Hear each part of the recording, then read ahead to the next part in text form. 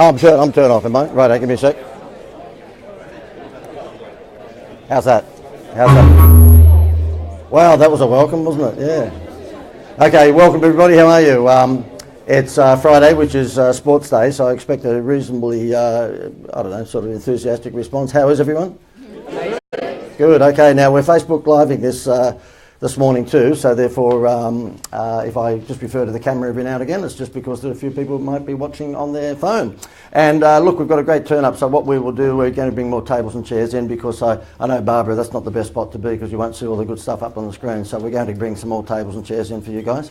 Okay. So how about I do this? First of all, is does everybody know what they're in for? You've been before then, have you? Yeah. Okay, you're in for political incorrectness, you're in for sarcasm, you're in for cheekiness, and you're in for a bucket load of good ideas. So is anybody here really, really super duper sensitive in terms of political correctness? Because you might have to leave. Okay, yeah, you would be, Mark, I can see that, yeah, okay. We don't leave anyone out. We bag out short people, tall people, fat people, thin people, basically the whole lot. So therefore, if you are sensitive, I'm just making it your aware now. And I'm only joking. It was just that we want to make this fun. And so therefore, we just ask people not to be too precious. I've got this formula, which is a direct response marketing formula, and I'm not the only one in the world that has it. But I think we're pretty unique with the pixie dust that we put on top of this stuff. And this model that I'm going to show you today to attract new customers to your business, whether it's a website or whether it happens to be to your bricks and mortar store, is all about flipping the traditional advertising model completely on its head. Who here has been told by so-called advertising experts that if you get them to fall in love with your brand, then they're going to taste your product? Who's heard that? You've got to build your brand and then they'll come. Build the church and they will come. And there's nothing wrong with that. That's absolutely true. But you've got to have a lot of money for that. For you to sponsor the Olympics or the Commonwealth Games or whatever you might be doing to build your brand, put your ads on the side of buses and the backs of taxis and maybe, on the billboard of the freeway and take out sponsorships of various websites, you better have a lot of money because to build your brand over time like that, then you need to have deep pockets. And I'm not saying it's the exclusive domain of people like Toyota and people like Kellogg's and people like Nike, but by the same token, if I could ask anybody in the room here, is there anybody here today in what I would suggest is a small to medium-sized business that wants to sponsor the Commonwealth Games, which is just around the corner, for $10 million? Anybody? I thought we would have had a couple, but maybe not. So therefore, the model that I'm going to show you today is all about flipping the traditional advertising model of getting them to fall in love with your brand so that they'll taste your product, to getting them to taste your product so they'll fall in love with your brand. Okay, so it's completely the opposite. Put it to a test here, and those who are watching on Facebook Live can see how many hands go up. Who here has bought anything recently off the side of a bus? Okay, so that's none. Who here has bought something off an ad on the back of a taxi recently? Okay, so that's none out of whatever we got in here. And who here, when they're watching the rugby league or the AFL and you see the electronic signs that run around the outside of the fence, the fence or the electronic, who here rushes to their computer or their phone to buy something when you see that? No. You see, that's what we call pissing it up against the wall, okay? So these people are out there and they are pissing it up against the wall. And the reason is, this is my first sledge here, by the way, the reason is their marketing is being looked after by a millennial, okay, by a Gen Y. And they're experts at pissing money up against the wall, okay? I've got 6 of them. I've got 6 Gen Y children, and they don't come to my things because they said I criticise Gen Ys too much. But the thing is that if you were going to have a heart transplant, and so you're going to get your chest cut open and we're going to play around with your heart, would you rather a kid out of medical school that's maybe 23, 24 doing that and says, look, I've never done it before, but I'm going to give it a hell of a shot, or someone my vintage that's done it with his eyes closed 1,000 times? Who would go for the older guy? Okay. And that's the crazy part about it. Of the top 50 companies in Australia, most of them have a marketing manager under 30. This is nuts. This is crazy. Who would like a kid under 25 giving you heart surgery? No, you don't. And I know you might say, well, that's an excuse now that you're an old fart, you're bagging these people. No, it's just the truth. That's the way it is. And so, these kids are telling you, get your name out there, and that's what it's all about. It's not about getting your name out there if you don't have a big budget. It's all about getting their name in here. okay? Because I've looked at a lot of your websites, because when you actually registered for this thing, you gave us everything but your blood group, and there's a tip for you, by the way. And so therefore we can segment you before you come in here. I know everything about your business before you come. I've looked at your websites, and 95% of you have the worst website I've ever seen, you know? Because you know how people don't like to say you've got an ugly baby? I do, I find that fun. And so you all have a very ugly baby. It's called your website. And most people do. Don't feel too bad about that. Most people have got an awful, disgusting, decrepit, just woeful website. And you're no different. The point is that you need ingredients, direct response ingredients on your website. And guess who's never going to give those to you? A 25-year-old website designer. Or even a 100-year-old website designer like me. They're not going to give it to you. Why? Because they're a website designer. They'll give you a pretty website, but whether it converts is an entirely different thing. So you're pissing up a lot of money on the wall, against the wall with SEO and with pay-per-click advertising, driving lots of traffic to your website. But if you've got a bounce rate of 60 or 70% on your homepage, you just go and get a job, because this is just a waste of money. Who in the room at the moment understands or knows from Google Analytics what their bounce rate is on their website? Just a show of hands. Okay, so therefore, even with the people on Facebook Live, there was only 4 or 5 people out of 100 and something who put their hand up then. And don't feel guilty, that's the norm. That's not very much unusual, but your bounce rate is the percentage of people who come onto your homepage and then bounce before they go anywhere else. And if your bounce rate is sitting at 30%, that's fine. And people shop online, so they look at your website and move on to another one. But if your bounce rate is sitting at 60 or 70 or 80%, that'd be like having a corner store delicatessen with people opening up the door and the little bell rings. They look inside and they go, "You are as boring as crap, I'm leaving," and they don't come in. So you spend all that money getting them into your shop, or at least to the front door, but they don't come in. And that, I think, would be quite likely with most of your websites. I'd say that most of you got a very, very large, bounce rate. And how do you think you can arrest that bounce rate? Anybody want to take a stab at that? How do you think you can arrest the bounce rate? In other words, people peeking in the door of your business online and then leaving again. Anybody want to take a stab at it? For $1 million, we're giving away a lot of money today. So who thinks they've got the answer to that? Yep. So what we'll do, if you don't mind, just when you put your hand up throughout the day, we're going to try and make this as interactive as possible. We've got a couple of guys that are running the microphone, but just so everybody can actually hear you, just wait till the guys get to you with the microphone, if you don't mind. And just can you you can hand the microphone too. It's not poisonous. It's okay. So.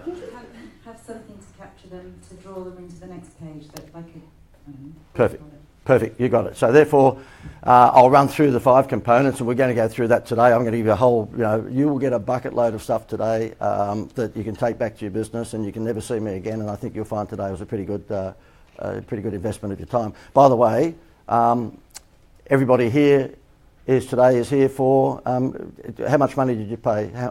You're here for, starts with F? Free, good. So if you don't like what you hear today, or you think my sarcasm is a little cutting, we've got a money back guarantee, okay? So, okay. And I'm going to show you why we do this and why we do it for free. Because you might think, well, you're an idiot. My name's John Dwyer, but I get JD. So if I refer to myself as JD, I'm talking about me. Why do you do this?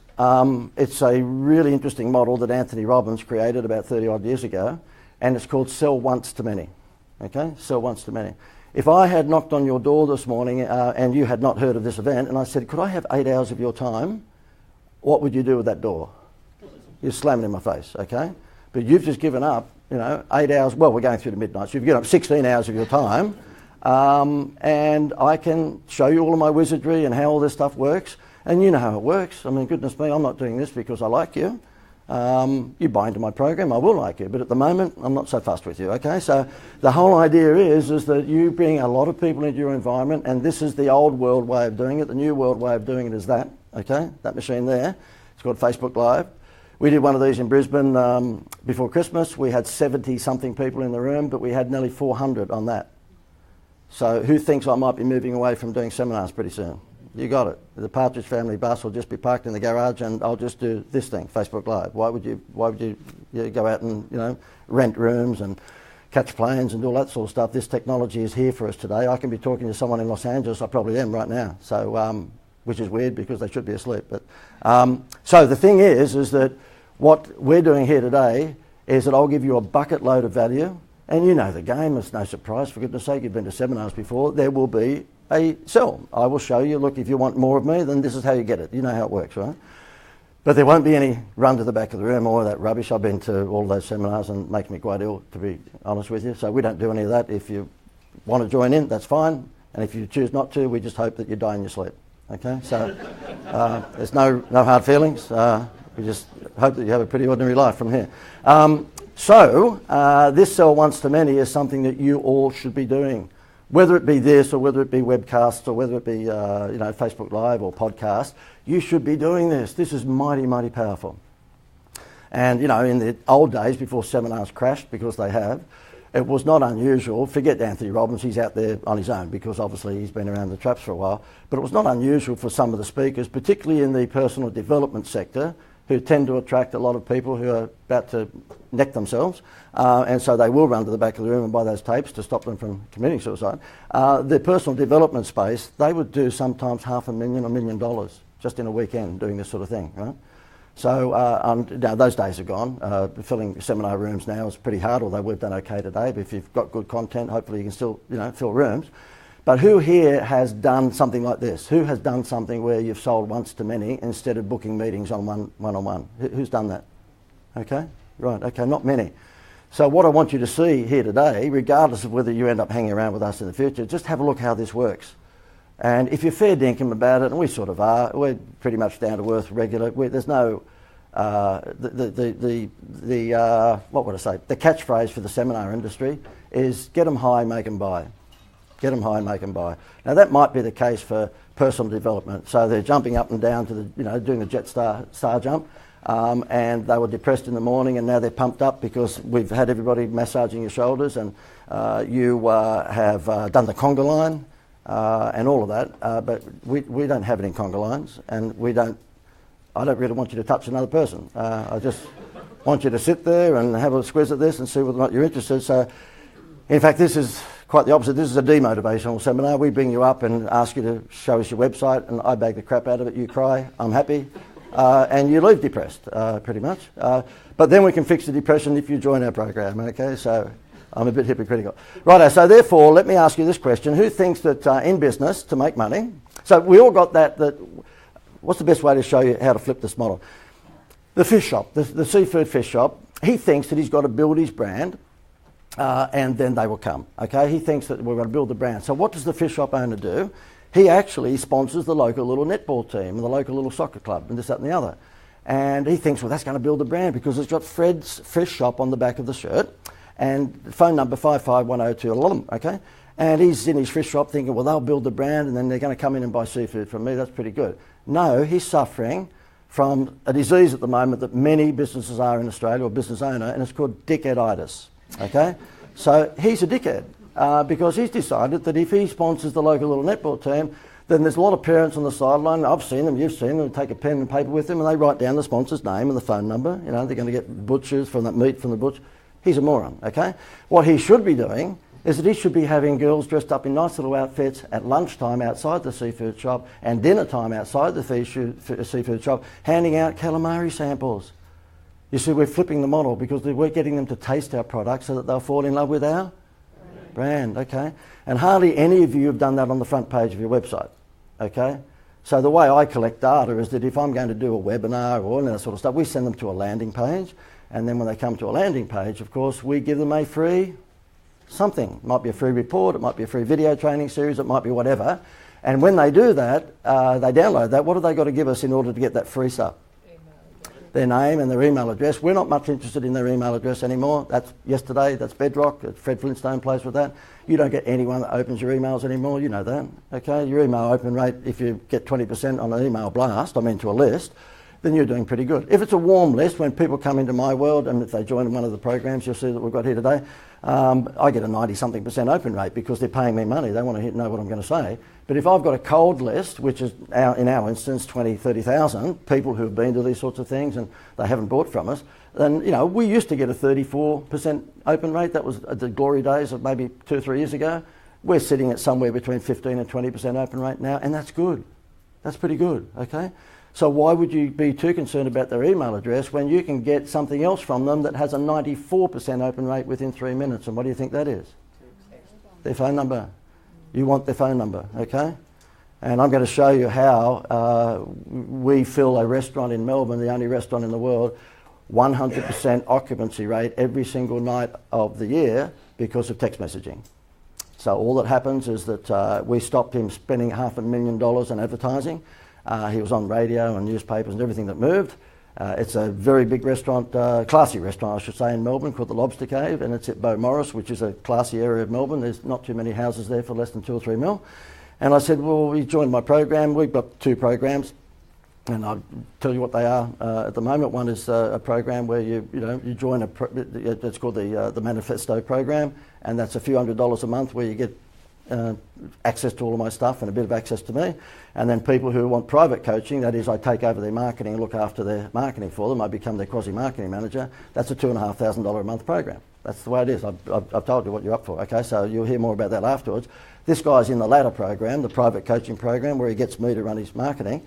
And so he's paying $2,500 a month. Well, guess what? On the first month, we stopped $500,000 of his advertising. He was spending $250 in the newspaper, which was madness. And then $250 on radio with Sam Newman and a whole bunch of other things on SEN radio in Melbourne. I said, get rid of that. I said, have you got any measurability? Well, of course, no, because guess what his ads were? Come to the Lobster Cave, it's the best seafood restaurant. Well, I'd have to just book straight away. His name's Bill Ferg, and if he happened to be watching this, he's probably not. He's a busy guy. I'm sure he'd be laughing. He's a good mate these days. What we did, I said to him, mate, you're a dickhead. Look, just get rid of all that stuff, okay? You're an idiot. And so we sectioned up his website because that was pretty ordinary too. This is one of the highest, priced restaurants in Australia, by the way. I mean, main meal starts at $50-something. So there's a few BMWs outside. And all we did is that we incentivised his staff with 50 cents for every name and contact detail that they got. So if this particular table here was finishing the seafood meal and Stone was paying the bill, I would give him and all the other people around the table here just a little entry form, old world style. Not ask them to text something because they might not be in the age group that they feel comfortable doing that. We just give them a little entry form the size of maybe an iPhone, and on it says win dinner for 10. And just fill in your name, your email and your phone number. That's the one we're after. And he's up to 30,000, 40,000 people on that now, but when he just got a couple of thousand very quickly, guess what happened? I saw him do this. I just wrote a series of text messages for him that he could send out and we could split test. And what happened, I was there one day, he said, JD, I don't appreciate your sarcasm because I'm very fragile. No, he's not. He's like a guy on the footy show. And he said, let me show you how your thing works. And so therefore he yells out to Cheryl, his long-suffering secretary, Cheryl! And Cheryl comes in. Now, we're on top of the restaurant. His office is on top of the restaurant. There's 150 people underneath us. And he says, how is our occupancy rate tonight? Now, this is 2:30, 3 o'clock in the afternoon. And she looks at it and says, of the 130 seats in the restaurant, we've got 62 booked. He goes, well, we better fill those seats. Let's just show the magician here how we do it with his little system. Send out JD's bullshit text message number 4, okay? And out goes number 4 to the database that he's collected, but not the total database. We just send it out to 500 to start with. You don't want to annoy everyone until you fill the seats, right? So out goes 500. You know how I was telling you the seafood shop might build the brand over years and eventually we might get our seafood from him? She walks back in and says 10 minutes later, fully booked. He just does that every afternoon. He's the only restaurant in the world that is booked 100%, 364 days a year. If he opened Christmas night, he'd be booked that night. And that's all he does. And call it remarketing in the old style if you like, but the fact of the matter is he doesn't do any marketing anymore. He doesn't need to because he collected data. He collected data. Now that's the offline way of doing it, but you've got to do that because it's 7 times easier or less expensive to, depending upon who you talk to, but the conventional wisdom is it's 7 times cheaper to sell to someone who's already part of your thing than it is to actually go and find a new one. Who thinks that's just this common sense on steroids? Yeah. And thank you for the 3 people who put their hand up then, I appreciate that. The rest of you, I hope you catch a cold middle of summer. So therefore, it's all about collecting data. And you know what? Anybody here go to a restaurant this week and did they ask you for your details? They won't, because every restaurant in Australia is exclusively run by someone suffering from decaditis, okay? But guess what? Woolworths suffer from decaditis. You go to Woolworths today, they don't care who you are. Movie World and Dream World get 2 million people through the gates. They ask where your postcode is. So what are they going to do? Oh, well, it's in Sydney, it's 2710 at Parramatta or wherever it is. They're going to come down to that postcode with a megaphone and go, excuse me, was there anyone came to Dream World about a year ago because we've got a special deal for you, you know?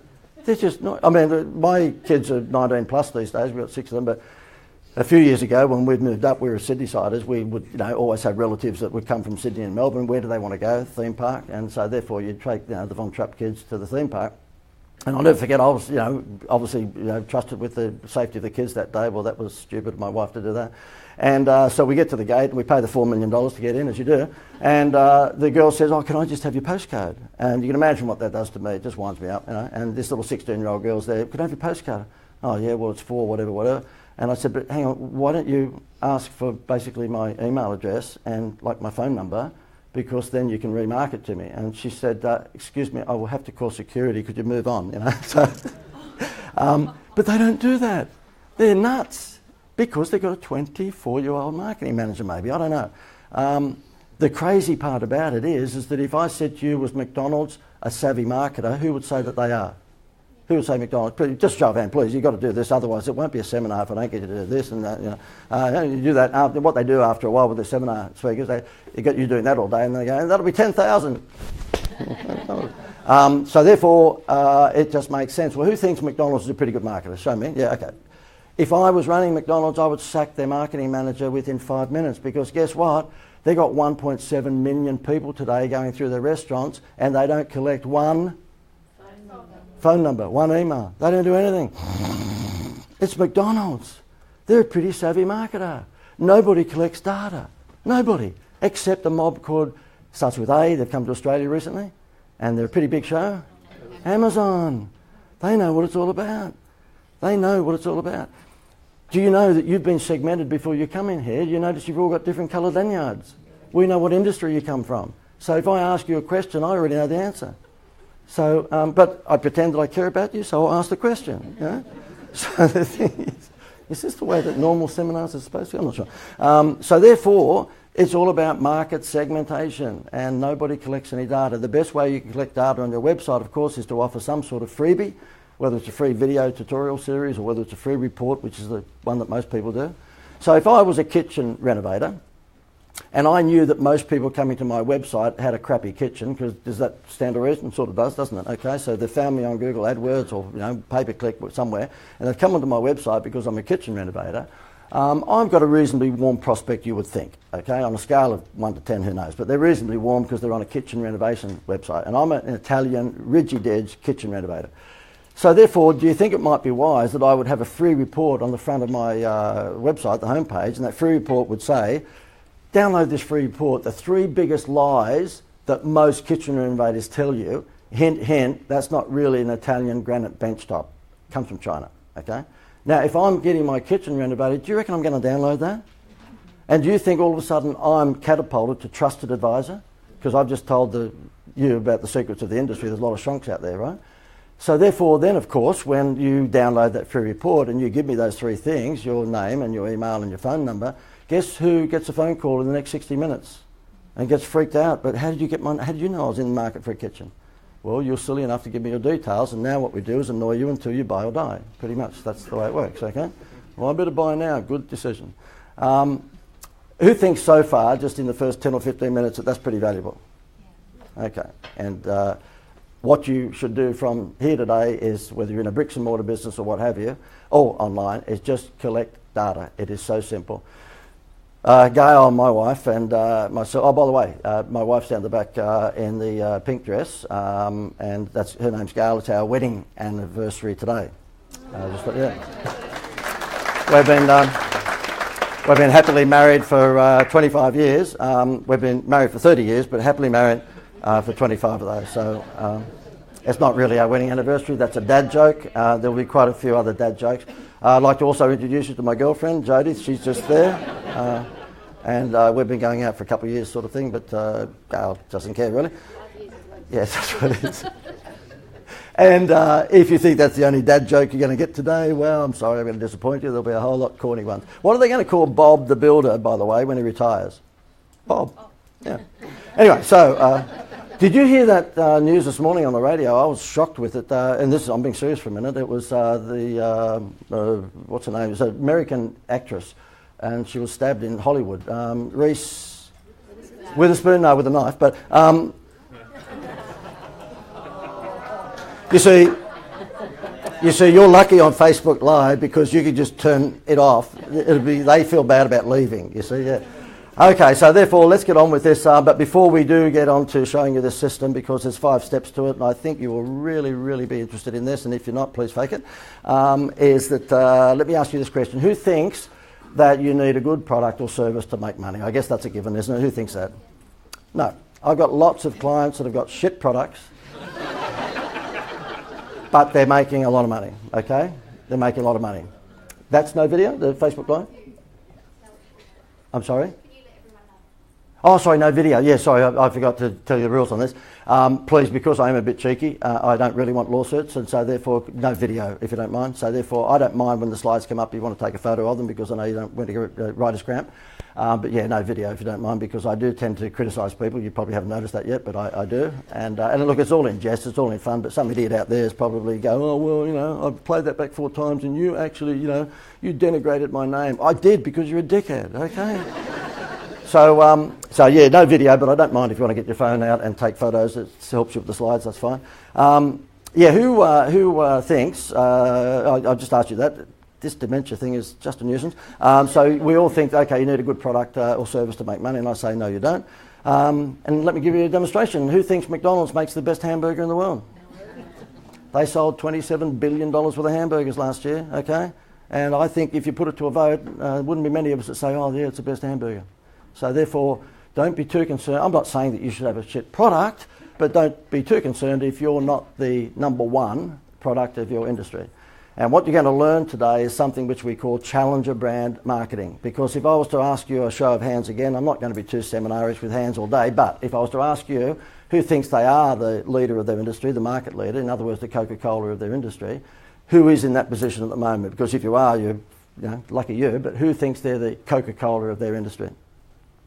None of us, because we're all challenger brands. Do you notice that in the first 30 minutes you've been here, I've bagged out advertising agencies? Who do you think my 40-ton gorilla is? Okay, it's an advertising agency.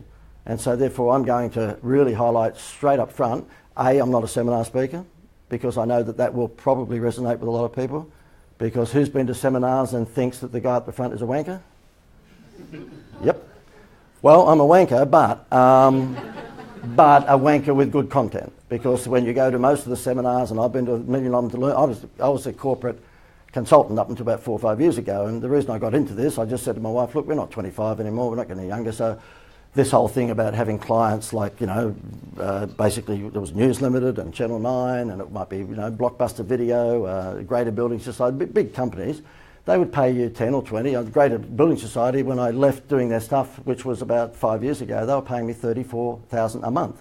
You multiply that by 12 and, you know, that's $400-something thousand a year. So you can imagine when I said to my wife, I want to swap career paths at this relatively mature age and go out and do the seminar circuit. She said, no, you won't.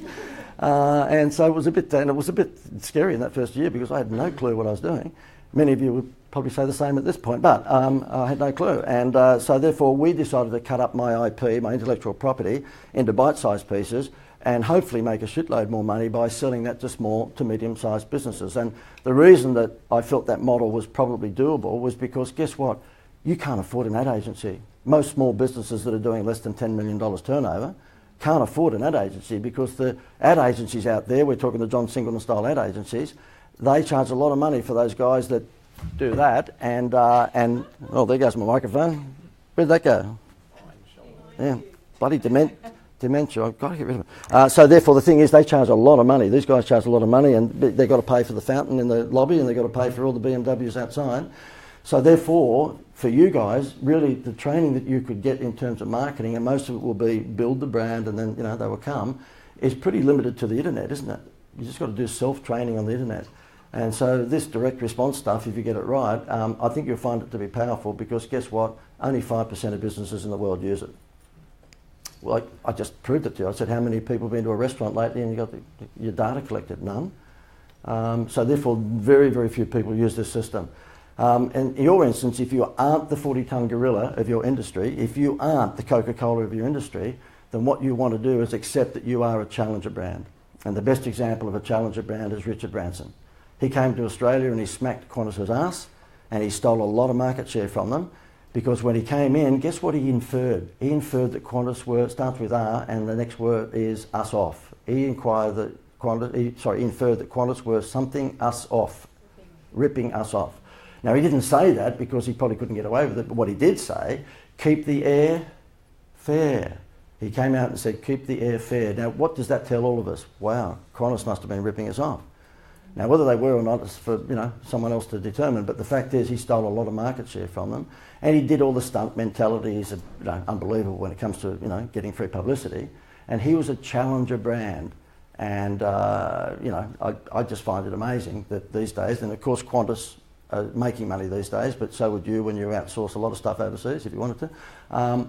But when people get involved with businesses for the first time out, sometimes they make silly decisions, and people, my vintage will remember American Express, and it used to have a big movie star called Carl Malden, and he used to be the spokesperson for American Express, and the tagline, let's see how many oldies are out there in the room, don't leave home without it. A new, young, vibrant CEO got involved and said, oh, I'm a bit bored with that, let's just get rid of that tagline. Are you joking? Are you joking? That would be like the Beatles getting rid of Ringo. Oh no, maybe they... So, anyway, so the point is that when the guy came in to take over Qantas, guess what song they had was just ingrained with all of us in terms of being the Qantas theme song. What was it? I Still Call Australia Home. What do you think the guy that's running it now did? He got rid of it. I don't know whether it was because he was Irish. I'm not sure. I don't know. But that's like nuts. Now, Qantas is still here. I'm not saying that that's going to, kill their business, but that is crazy stuff. So what I want you to learn here today is that, yes, branding is important. There's no question about that. We buy Kellogg's and we buy Coke and we go to McDonald's, whatever it might be, because they've got a fabulous brand. But if you don't have enough years in front of you and you don't have a deep enough pocket, then you want to think about flipping your focus onto direct response stuff, putting food on the table and worrying about building the brand with it. So they shouldn't be mutually exclusive. You should be able to sell a bucket of stuff and build your brand at the same time. And for anyone that says to me, oh, well, that's impossible, I'll introduce you to the Greater Building Society. And I looked after their advertising up until a few years ago for about a dozen years. And what we did is that we said, you get a home loan from us and you will get a free holiday, okay?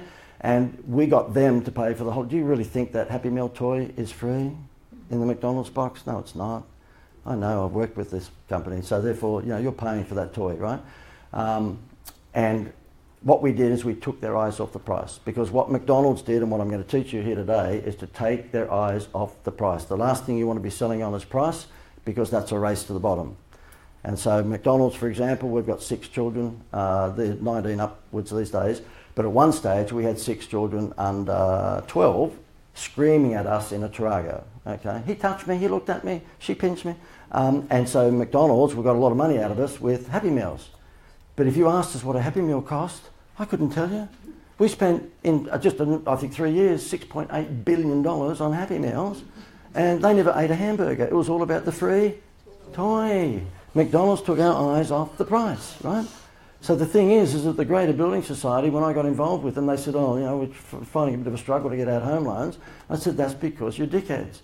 Because what you're doing, you're up against 40-ton gorillas like the Commonwealth Bank and the Westpac, and guess what they were doing in their advertising? The same thing.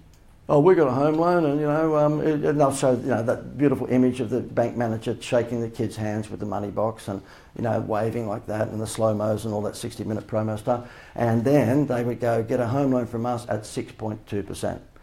Now, what do you think the Greater would do? Exactly the same, but they would go 6.1% and think that they're pretty clever marketers. No, they're not. They're dickheads. And what do you think the big 40-ton gorilla would do when you cut them on price? What do you think Bunnings would do to the hardware store if he advertised a wheelbarrow cheaper? What do you reckon Bunnings would do? It's going to wipe him out of town. In fact, they guarantee it. You find a price cheaper and then we'll beat it by 10%. How do you beat those guys? You can't beat those guys, not on price. So you've got to beat them on marketing. You've got to beat them on value add. You've got to create a Happy Meal toy for your product or service. And nobody does it. And if you do it, don't think that your competitors will copy you. We ran Get a Home Loan, Get a Free Holiday for the Greater Building Society for a dozen years. Not once did we ever advertise an interest rate. Not once. Can you imagine a bank? Numbers crunches? Not once did we ever advertise a price. That's unheard of. The only bank in the world for 12 years. When I left, what do you think they went back to? Price discounting. And they think they're going to beat Commonwealth Bank. I'm sorry. The Grader is a $5 billion business. It's a reasonable size, better than nothing. It's a bee's dick to the Commonwealth Bank. So there's no way in the world that they're ever going to beat them on price. And whoever the silly marketing people are there these days have gone back to doing that. They think they're going to take on Coca-Cola on price and win. Not a chance. And the moment we came out with, by the way, the Get a Home Loan, Get a Free Holiday campaign was cost neutral, because I'm sitting in a boardroom with a whole bunch of suits, and I'd been there for 2 or 3 months, and I had sort of told them, basically what they should be doing, and they were half interested. And I said to them, what's your acquisition plan for home loans? Guess what it was? A 1% honeymoon rate, JD. That's what we've got. A 1% honeymoon rate. And I said, every bank's got that. Every bank's got that. That's not anything different. Give me that 1% and I'll give it to a travel company that I've been working with for Kerry Ann commercials on TV. It was a wholesale travel company. You give them that 1% and they'll give you a holiday worth double that. So, for example, if you borrowed $300,000, the 1% honeymoon rate they'd give you on that first year would be $3,000. Okay, if you borrowed $500,000, it'd be $5,000. We gave that $3,000 to a travel company that was a wholesaler. They gave us a $6,000 holiday. It was wholesale. So all we did is we took off the price discount and we turned that into a Happy Meal toy, which you can do bang like that. I'm going to show you how to do that for your business today. And it doesn't matter whether you're B2B, by the way. This will work just as stunningly for you if it's B2B or B2C. Okay, and B2B is not bed to breakfast, okay, so therefore the thing is it'll work just as stunningly for you no matter whether you're business or consumer based. And what happened is that we doubled their home loan. We just came on TV and said, problem solution, by the way, part of what you'll hear today is all about giving them a problem and providing them with a solution. Jenny Craig, ring a bell, okay? So therefore the thing is that we said, you've got a problem, have you got your home loan with the bank? And you saw these poor bastards with a sepia tone on TV, so it's pretty grey, and they're sitting there like that, looking at their computer. They've got no money, no food. The kids are ugly, because they always are when you're poor. And so therefore, have you noticed that? I have. Most poor people are ugly. We lived in Sanctuary Cove for about 12 months when we first moved up, and they're all good looking. They're all good looking people. And of course we were too. And I said to go, have a look at this. There are no ugly people here. And I don't know what it is, maybe because they've got money. If they are ugly, they fix it. I digress, I'm sorry about that. So therefore, the fact of the matter is that we said, get a home loan, get a free holiday. We doubled their home loans in 3 months. Like we're talking about, if you went up 8% with your home loans, then you were basically, they'd build a statue. This was doubled. We doubled their home loans simply by saying, you got a home loan with a bank and life's pretty bad and they treat you like a number and they don't know your name and when was the last time your bank gave you anything for free? Well, swap us across to the Grader because we're mutual. We don't have shareholders. So therefore it's by the people, for the people. We don't have to make all the money that they have. So we're justifying, it's called a reason why advertising. So we're justifying why we're going to give them something. And we say, come across to us, we'll know your name for a week. We'll know your name and we'll love you, Heavenly Music, White Doves. And guess what? You're going to Hawaii or Fiji or around the world. Depending upon the size of your home loan, you're going on a holiday wherever you want. The phones melted. I mean melted. We're talking telethon like you see Channel 9 telethon, okay? It just went nuts. We had to turn the campaign off. Who would like the campaign that would, wouldn't it be nice, okay? And so therefore, we then ran that, they tripled their home loans within the first 18 months. We ran that for 6 or 7 years. We kept it sexy like McDonald's do with their hamburgers. Like, we'd make special deals to Disneyland and special deals to Tahiti and all that sort of stuff for that month. And McDonald's do that because they realise we want to see something new on the menu, so they come out with a Hawaiian burger, which is a piece of pineapple on the normal burger, but nonetheless we buy that, okay? And then around about these 7 or 8 years into it, we said, the Building Society said to me, listen, we've grabbed a lot of the low-lying fruit with this. I mean, building societies and credit unions, their target audience, generally speaking, are working class people, okay? So the Greater Building Society has about 320,000 members, and there's 12 that have teeth. So therefore, there's a lot of Newcastle Knights supporters in there. So therefore, it's working class. And when we got to about the 7th, 8th year mark, basically they said, listen, we've scooped up all the low-lying fruit. How do we get to doctors and dentists? I said, no, that's not going to happen. So you've got to understand what your message to market match dynamics are. There's a doctor or dentist or professional will never go to a credit union or building society. They won't be seen dead there. And so they're frightened if they park their BMW outside a building society, it'll be scratched, okay? They will go to a bank and they will buy nice suits. So therefore, don't even bother chasing them. But what I said to them is that, look, I can probably get you up to middle class white collar, middle management white collar.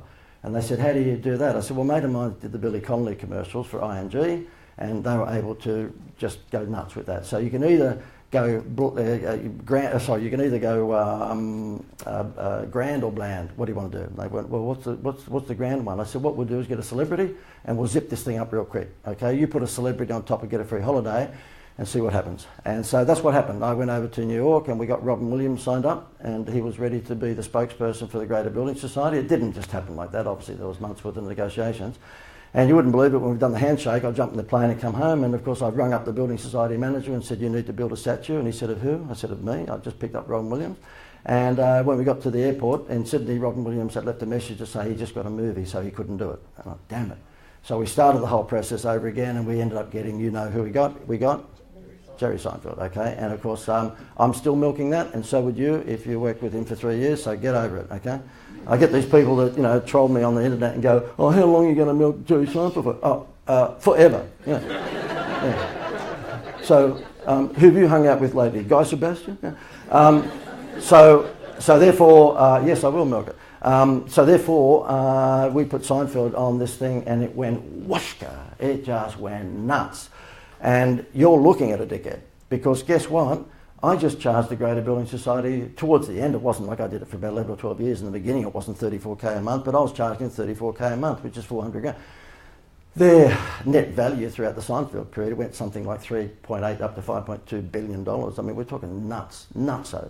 If there were shareholders in that business, they would have shouted me a few meals, I can tell you. But, you know, a mutual's a mutual. And I should have done a door deal where I got a percentage of the home loans. So who thinks I'm an idiot? Don't put your hands up too quickly. Yeah. And Jodie's got her hand up, great. And so therefore, I mean, Gail's saying to me, you've been working very hard, and we ought to go for a holiday to Fiji. I said, if I'd got this done properly, we would have bought Fiji. So that's what this direct response is all about. Have I given you a bit of a taste for it in terms of who would like to take their eyes off the price? Okay. And I've given you a shitload just in this first, 3 quarters now? What are we sitting at? 45 minutes? Okay. And look, I'm a bit hungry and thirsty, so that's about it. Thank you very much for coming. And so therefore, what I'm going to do now is run you through the 5-step system. And who would like to sort of hear about that? No, see, that's not good enough. I don't know whether you've noticed, but I have a thing called an ego. I am a show-off, and so therefore if there isn't any love and I can't get you to do anything, I don't know. Don't you press hearts or something on that thing? Yeah, they can't. Okay. Got a Gen Y doing this. He goes, well, I don't know. I don't even know whether it's on. But anyway, the thing is that it's a 5-step system, and if you grab this system and join the dots, there's I can't guarantee anything. I mean, people are amazing. I don't know what it is, because most seminar speakers must give them the impression that they know everything and everything will work if you just add water. They'll say to me, can you guarantee that this will work? No, you might have just got out of jail. I can't guarantee it, for God's sake. I mean, but what I will say to you is that when you see the system, most of the people, the majority of people who join the dots and just follow the system, make a shitload of money out of it. So it's up to you whether or not you follow the system. Okie dokie. So that's the name of the company, of course, and give me a sec. Okay, so Houston, we have a problem. This is a brand new clicker, and I'm probably pressing the wrong button. No, the other way. Sorry? You went the wrong way. I went the wrong way. Okay. What do you mean? Okay, is that it? Okay. Okay, so therefore, by the way, in the Facebook Live, people, can you just cut that part out if you don't mind? Thank you. Okay, so therefore, basically it's value add versus price discount, and when you do this, you have to have a time or quantity limitation. So that means that all those infomercials you see on TV, which you think are corny, and they are, but yours doesn't have to be. They will say that you can get the ab swing that's normally $99, but this week you get it with the bonus, 2 for 1, this, that and the other, but it's available only for 24 hours or whatever it may be. Okay, so you need to be time sensitive or quantity sensitive, and quantity sensitive, which in the online world you won't get away with because nobody believes you, but you have to say there's only 50 or 100 left. And try doing that with a digital product, and of course they'll just laugh at you. So if it's a real product and it happens to be a special product that only you could get in from overseas, then you can get away with that sort of stuff. And when I say get away, don't get me wrong, I'm not saying for a moment any of this is shonky, it's not. But what I'm saying is if you're going to actually advertise a special deal, then make sure that you do, if you possibly can, be time sensitive. Okay, so systematic follow-up, emails, SMS, phone, you know what I think about email compared to SMS. I'm not saying not to use it, I'm just saying have lower expectations because the open rate is dropping really, really fast these days. What you need to do, and by the way, why I'm doing this is that I'm saying attract them through this, I'm saying then, oh God, I wish, this is weird, would you believe? Normally forward was right, forward's left on this thing. So attract is through those means, then you convert them through systematic follow-up, reinforcement of time, quantity, urgency. Don't worry too much if you don't get all this down, I'll go through it nice and easy for you. And then you want to keep them, because it's fine to attract them and then convert them, but of course you want them to come back and back and back and back, okay? What you want in your business, if you possibly can. Anybody here in the service game, which is me, you're an accountant, a lawyer, whatever it might be. How many here is in that game? Okay. And how many of you want what's called an MRR system? An MRR stands for monthly recurring revenue. How many people onto that? Okay, well that's what you've got to get onto. Okay, you won't get anywhere near me unless you join a 12-month program. People at these events, sometimes they'll come up afterwards and they go, oh, we just can't afford the few thousand to join, but how about I shout your coffee next week? What am I supposed to say? Oh, coffee. Oh my God, I've never had a coffee, thank you. What day? Oh, I'm available every day for a coffee. So what you want to do, if you're in the servicing game, is create a MRR revenue stream, which is monthly recurring revenue, okay? And guess who does that pretty well? All of the health funds, Netflix, okay, they've all, you know, we just don't think about it. Our credit card gets whacked because we've got Netflix and that's the way they like it. So if you're in the service game and you're an accountant, and you're charging by the hour, you better go and live in bedrock, because those days should be over. They're not. My son, I have a 30-something-year-old son. He's an accountant, and I'm trying to convince him to do this for his business, because they charge on the hourly rate. Why would I charge on the hourly rate when the idea I gave the Greater Building Society added something like $1.5 billion to their business pretty quickly? Why would I charge on an hour? That's not fair, is it? I'm only suggesting to be fair. I'm not suggesting that you rip people off. I'm just saying that if you've got intellectual property that's pretty unique, then make sure that you put people on a monthly recurring revenue. That's the only fair way to do it. Okay, so conventional advertising, you've heard what I've said, is get them to fall in love with your brand so that they'll taste your product. And what I'm saying with, my form of advertising is flipping that on its head, and that is getting them to, taste the product so that they'll fall in love with your brand.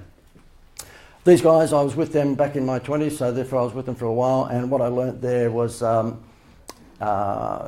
so much just the attraction, but also repetitive trade. So when I was at Woolworths, what I would design is all their scratch games for them. Remember back in the day, we're talking the 90s, that, or the 80s, 90s, you'd come through the checkout and you'd get a scratch ticket and you'd scratch out the panel and you'd get a red $50 note, or you'd get a blue $1,000 note, and you had to collect all four colours of the same note to win that amount.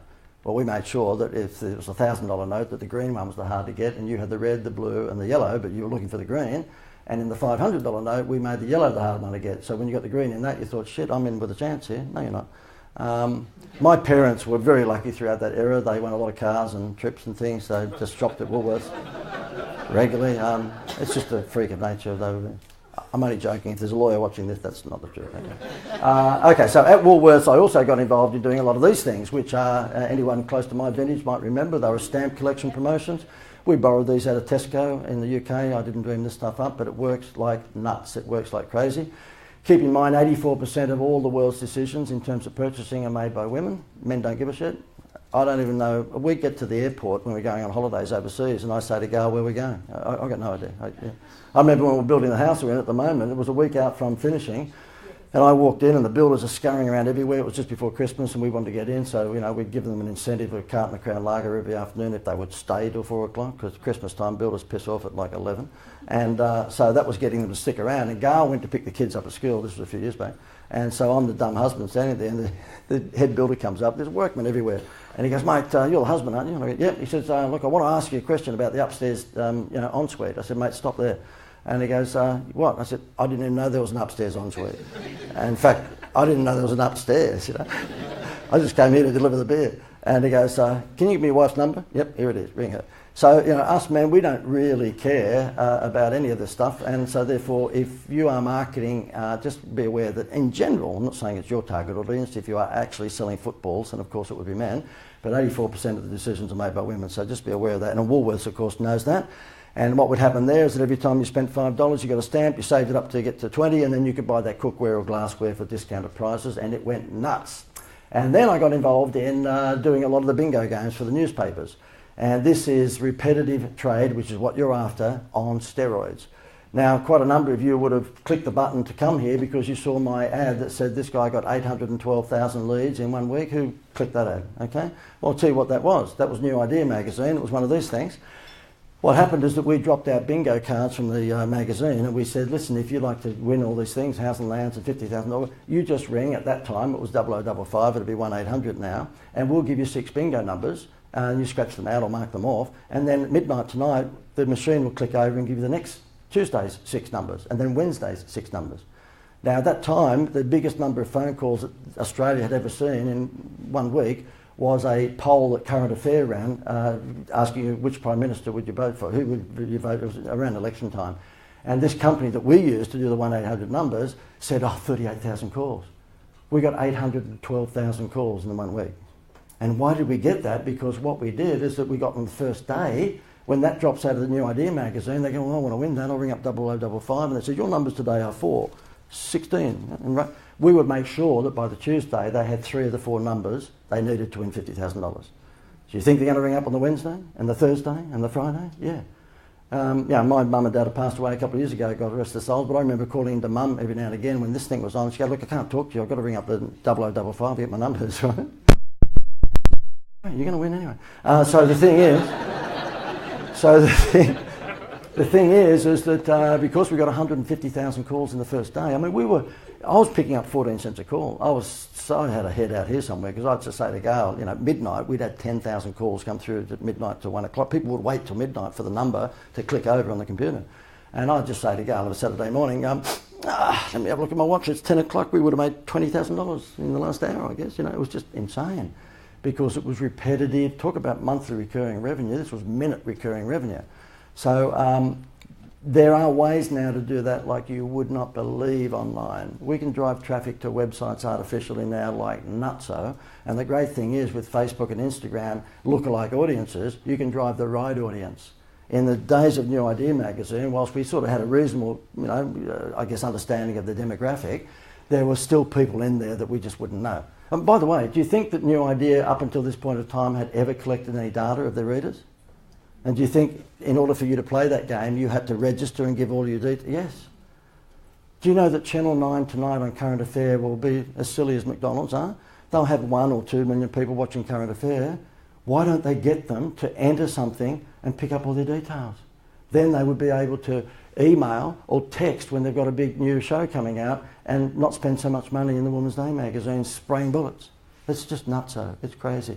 And in the world that we live in now, because of Facebook being able to deliver the most laser targeted form of advertising the world has ever seen, you can say, I only want Susie, who lives at Sanctuary Cove, she's got 2.3 children, and she wears gold necklaces, and she drives a BMW, and she earns over $150,000, blah, blah, blah, and then your ad can appear just in front of her.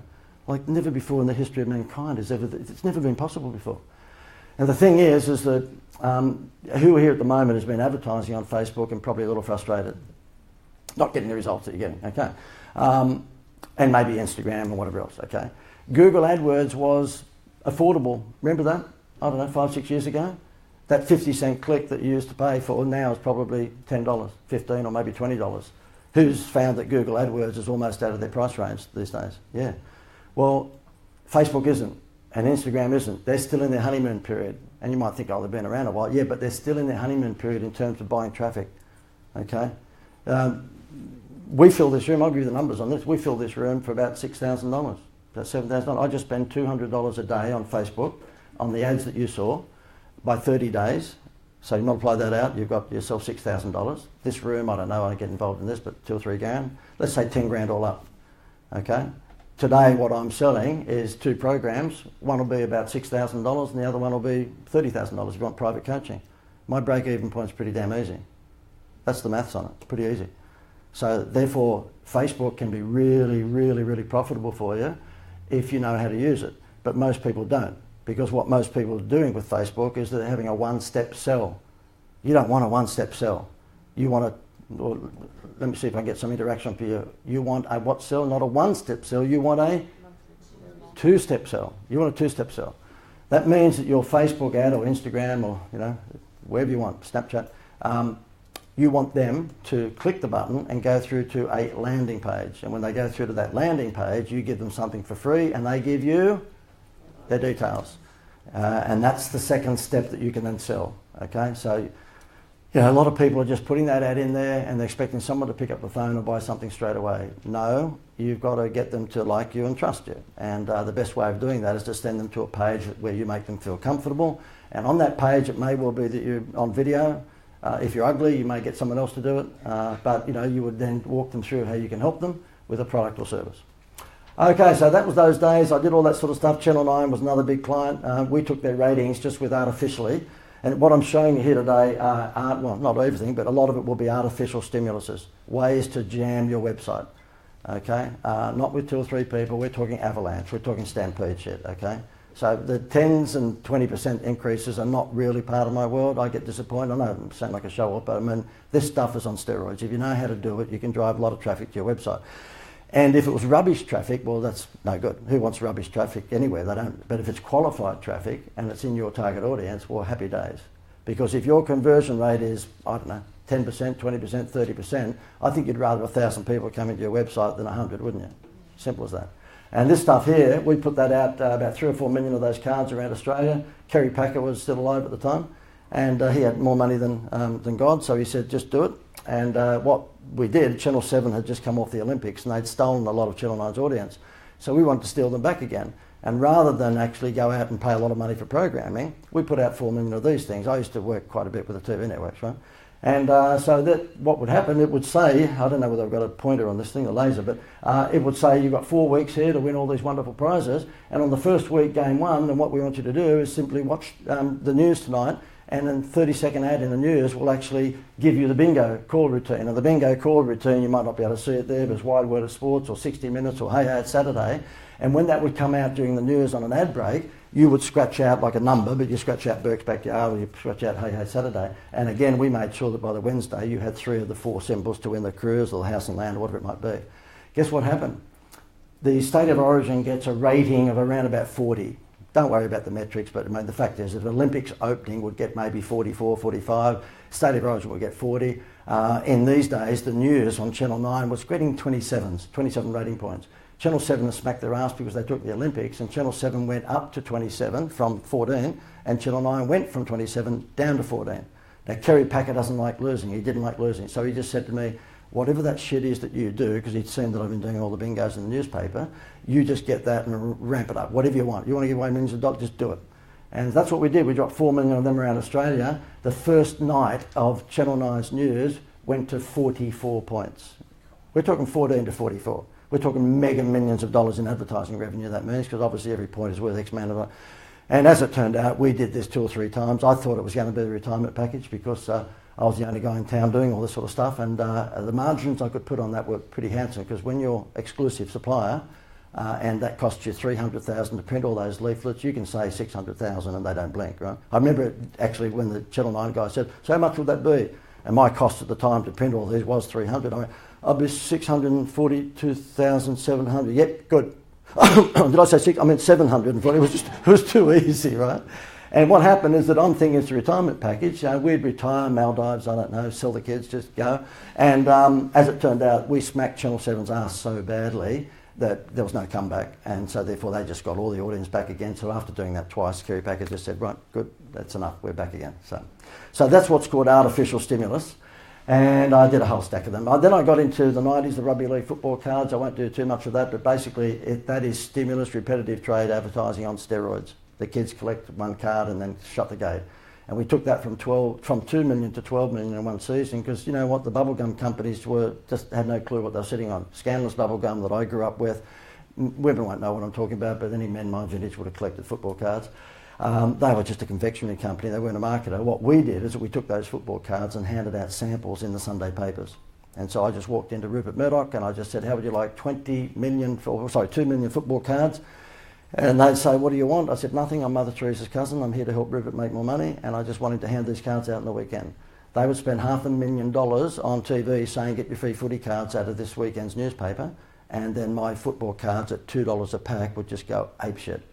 And we took it in one season from 2 million to 12 million.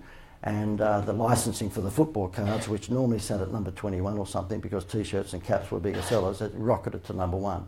Now, how did this all happen? Because we knew avalanche marketing. We knew exactly how to spin the numbers. And it's available for you like never before, because of the access you now have to information called the internet. That was what was outside every news agency. If they didn't find Elvis, guess what was on the front page of the paper? Me, okay? Did the same, I won't go through too many of these, I did the same with Disney. What would happen here, I'd hand out that Disney poster with the Sunday paper, and you can't see it here, but there's stickers that look like this, okay? And they go right around the outside of that poster.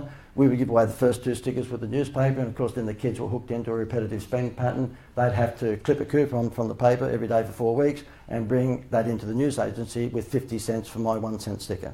So we'd make $500,000 in 4 weeks out of this stuff. It was nutso, it was crazy.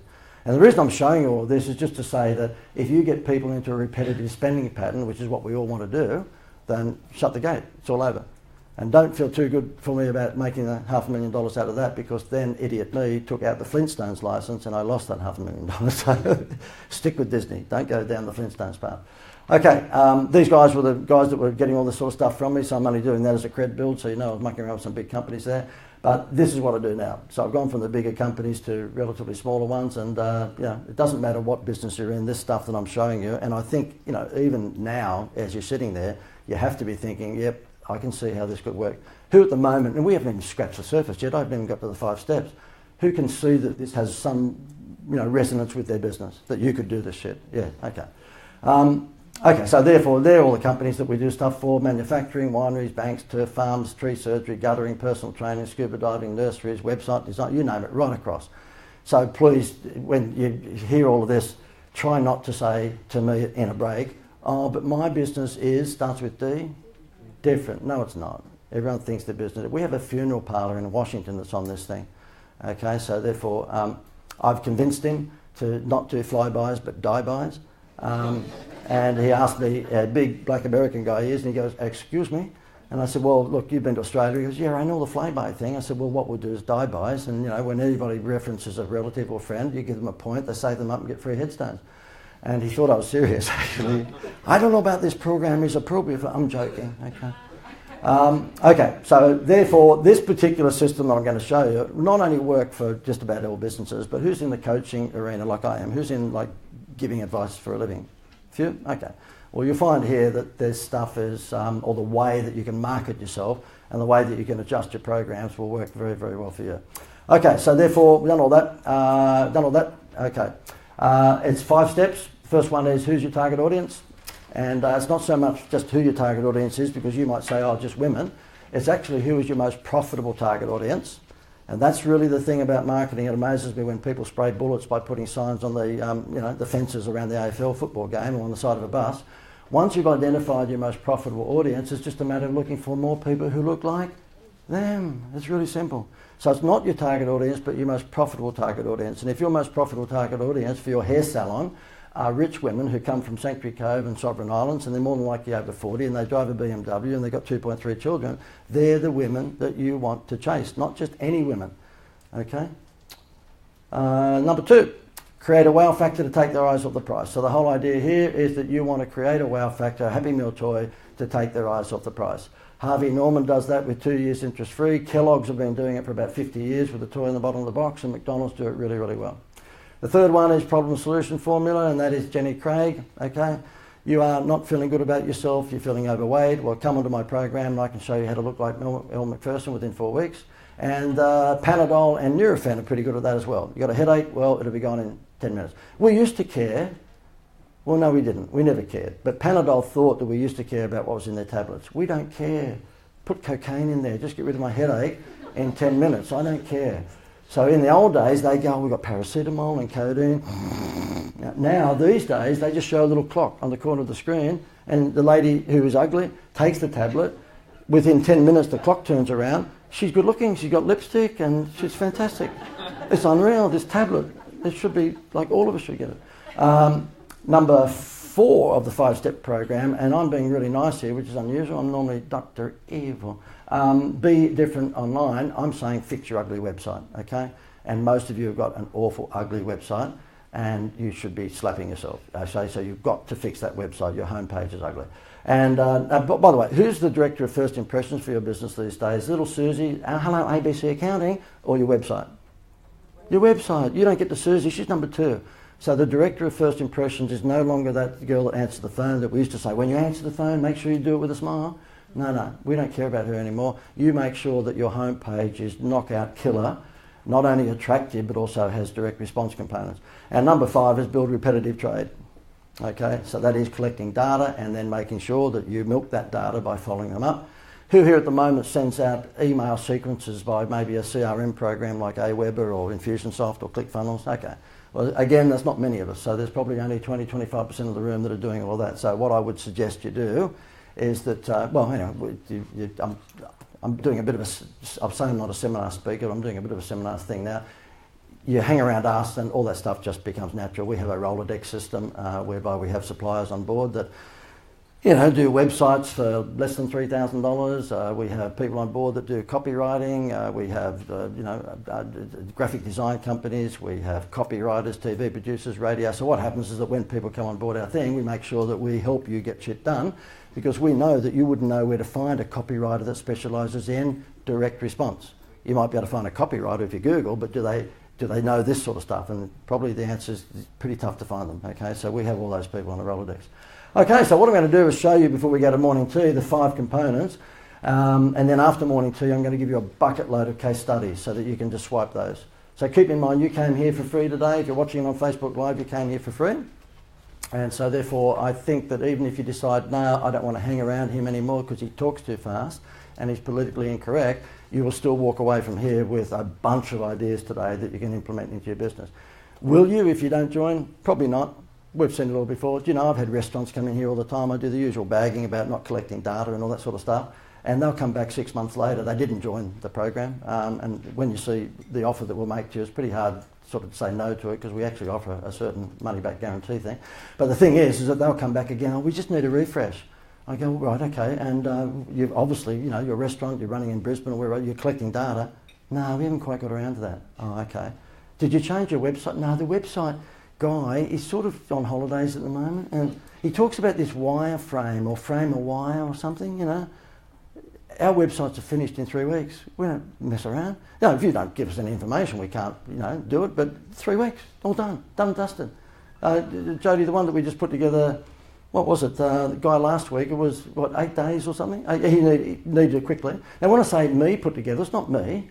It's one of our suppliers who has the Filipinos putting it together, because that's why you get these things fast and cheap, by the way. But they're done to my design, and you'll see that design here today.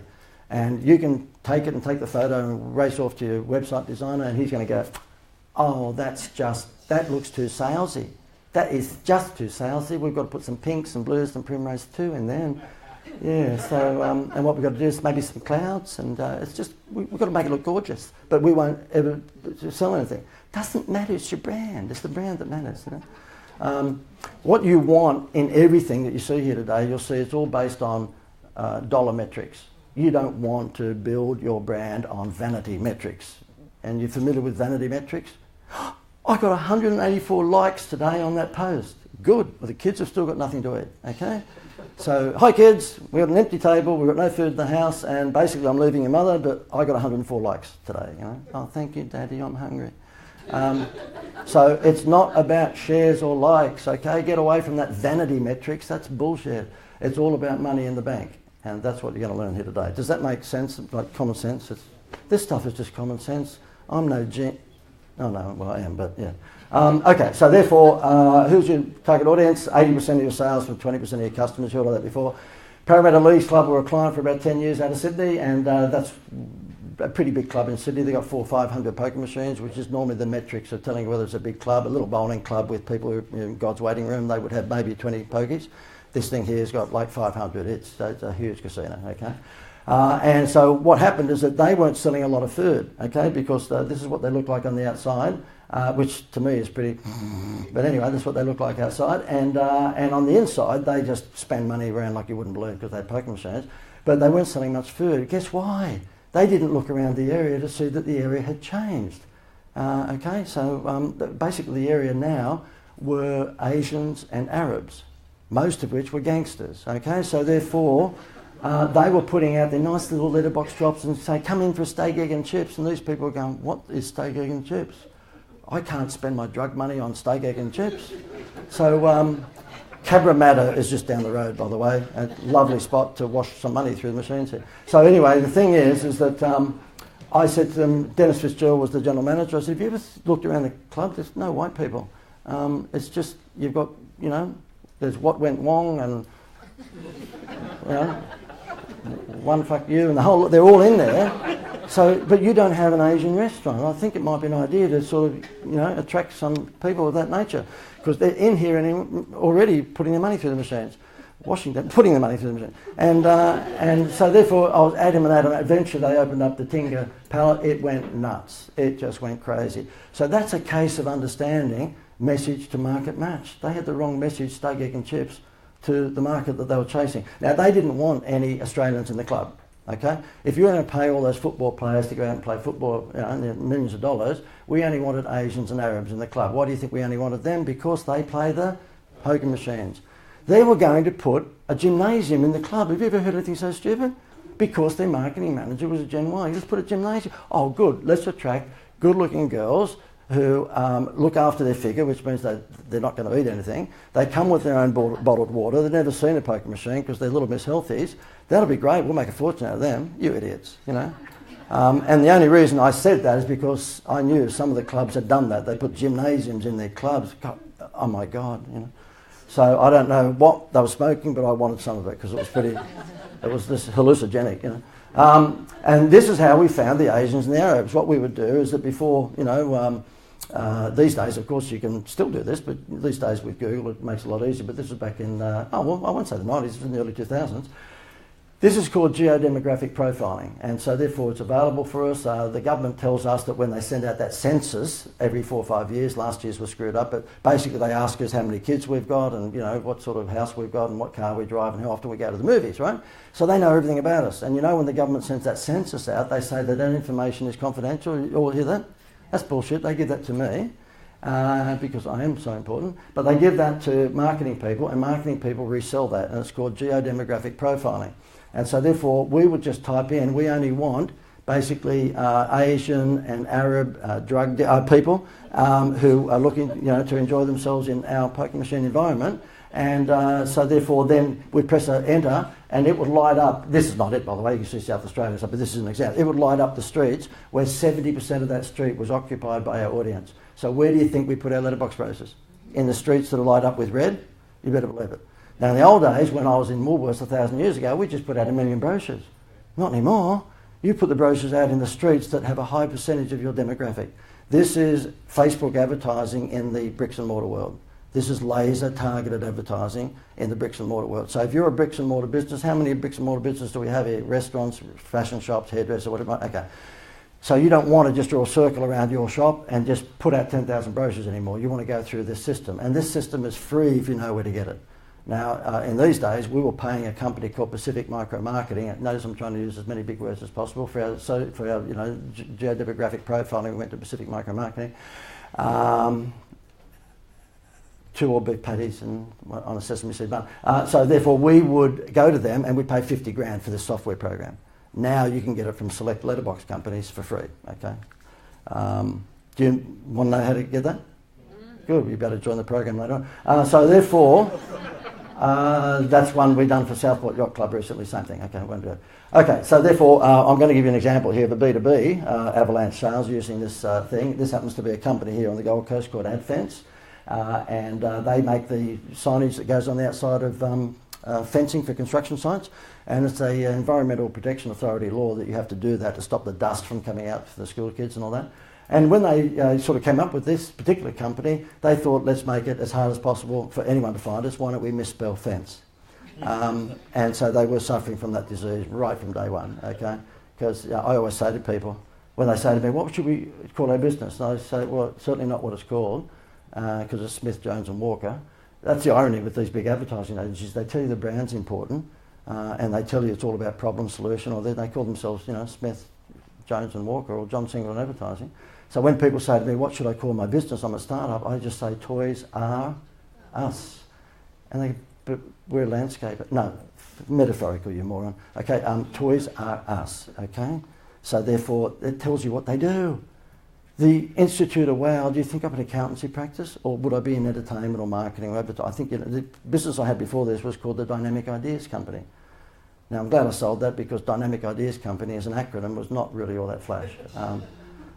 So therefore, if you're going to call your business, if you're stuck with a bad name now, just stick with it, and maybe you can't do much about it, but why would you not call the name of your business something that would imply to people what the hell you do? I can't work out what that. We had a person in this audience a little while ago, and her and her husband had set up a business down at Seagulls, and they came out of Coffs Harbour. Lovely people, really nice people, but they said they had a fun park for children. You know, you play in those little balls and there's slippery dips, and you put your kids in there. When you don't care about your kids, just put them in there, and they get locked up in one of these little playgrounds, and then maybe, I don't know, 8 hours later you come back. If they're there, you take them home. And so they had come up with a name for this, and it was called Tabatinga. Has anybody ever heard of Tabatinga? Yeah. Okay. And the lady said to me, do you want to have a look at the website? We bring the website up, and it had all the little wiggles, crocodiles and all that sort of stuff. It looked okay. And so therefore I brought that up, and the website was okay. And she said, so any thoughts? I said, well, just the name. Where'd the name come from? And she said, oh, it's African for jungle. My husband and myself, spent a long time around the dinner table. It's African for jungle. And she said, why do you have a problem with that? I said, I think so. Tabatinga. It doesn't roll off the tongue. Let's take it for a vote. Who here would think that a better name would be Jungle World Childcare Centre? Okay? Who would think that'd be the case? Yeah, for the house. And she said, and I said, so there you go, vote. Jungle World, if it means jungle in African, then why wouldn't you call it Jungle World? She goes, oh, okay. So you don't think Tabatinga is really bad? I said, it's not the worst name I've ever heard. It's better than Dog Shit World, but you know. And then I stopped and no, actually, Dog Shit World would probably be better. But she still has Tabatinga. So if you're going to name your business something, think about it. This guy here, before we wrap up for morning tea, his name was Trond, and he said to me, I can't get into the builders. My target audience are builders because obviously that's who I'm going to sell these big toilet roll signs to and the cloth mesh signage. I said, well, we'll do this. He'd come to one of these, and he said, what do you mean? I said, we'll hold an event. And we'll invite the builders to a dinner at the Palazzo Versace. And the invitation went out like that. So you're invited to come to the Palazzo Versace, Mr. Builder, on Wednesday, October the 5th, and you're going to get marketing advice from the guy that milks Seinfeld, and blah, blah, blah. Don't you want to learn how to... What does everyone who owns a business want to learn? They want to learn how to make more money. Okay, so it's a pretty good universal expectation of businesses, and so therefore he sent that out to 52 builders on the Gold Coast and Brisbane. His secretary was pretty ordinary. If she's watching, then she's not going to love me. But anyway, she didn't do the follow-up like she should have. He got 17 there, 17 builders and their wives, so that's 34 people. He paid $100 a head to have them there. It was in a room about half this size. I got up and did the song and dance. So therefore, keep in mind, he's bringing them to his mousetrap on the assumption that he's just building his brand. No, he's not. It's a mousetrap, okay? Because down here somewhere, it says, you know, why are we doing this? We're doing it because we just want to build our reputation and our brand. Well, that's crap. They wanted mice in their mousetrap, okay? So therefore, I got up and did a mini version of this. The builders were half drunk, okay, and by about 9 o'clock, and then I bring him up on stage. And I say to him, can you tell me the difference between Adfence and all the other signing companies? And he said, well, we have a factory at Mollendina, and our printer looks like this. We show the size of a garage, this massive big printer. And he said, the other guys don't. They just get it printed somewhere else, and they put a margin on the margin. I said, wow, okay. So you builders, do you hear about that? You're paying for margin on margin. It's not really even a printer. So Tron, give me an idea of what the difference is in price. Now, this is not price discounting. This is price comparison. This is Coke Pepsi. He goes, well, we just did a job for someone up in Darwin, which was Metricon Homes or someone, and he said the quotes that they got were 36, 34 and 32,000. I said, what did you do it for? He said 14,900. They rushed the stage like he was Justin Bieber, okay? And I'm joking, they didn't, but the point is that they all milled around him. Why? Because he just had bees to his honeypot. He was selling once to many.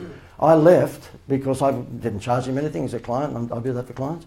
And he rings me the next morning to invite me to his birthday party on Friday night. That was a Wednesday night, and the Thursday morning he rings me. He said, you want to know what we did last night? I said, yeah, sure.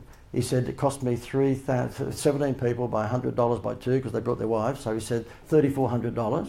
He said, we've just taken 272,000 in sales already.